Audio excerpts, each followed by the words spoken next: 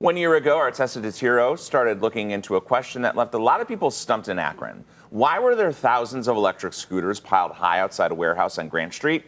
Well, as she found out, the defunct Spin scooters had been sitting in a warehouse in Cleveland, and they were headed straight for the landfill. Well, that's when an Akron electronics recycling company stepped in and took the lot. Well, over the last year, the company shifted its business to reprogram and refurbish thousands of scooters.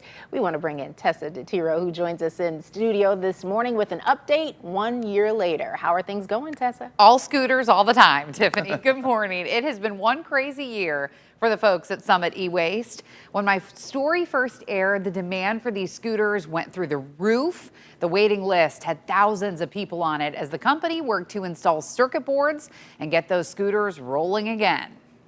And this whole room was full of scooters. Yes, yeah, absolutely. If you recall, you couldn't even walk back in here at all. So since then, we've worked our way through. From 8,000 to what's left. We have approximately 1,000 scooters left.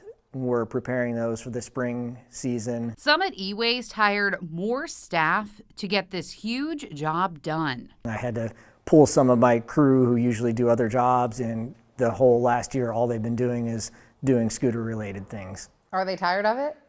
I think a couple of them are tired of it. Over the last year, I've checked back in as custom circuit boards were engineered to power the scooters again.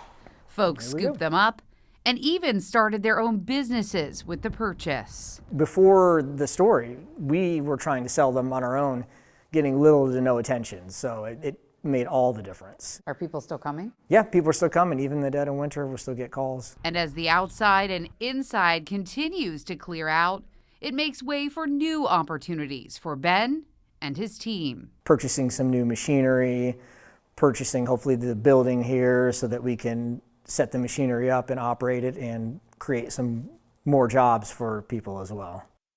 Expanding those recycling services there in Akron, it's good to hear. And as we watch the boom and the bust of electric scooters in cities across the country, Ben hopes his team at Summit E-Waste is known to be able to help other companies recycle electric scooters, maybe electric bikes or other equipment like it, before it would end up in a landfill. And Mike and Tiffany, you might not know this, but he bought those 8,000 scooters for only $100. Wow. Crazy. How smart that was. Yes. What an investment. All right, thanks, Tessa.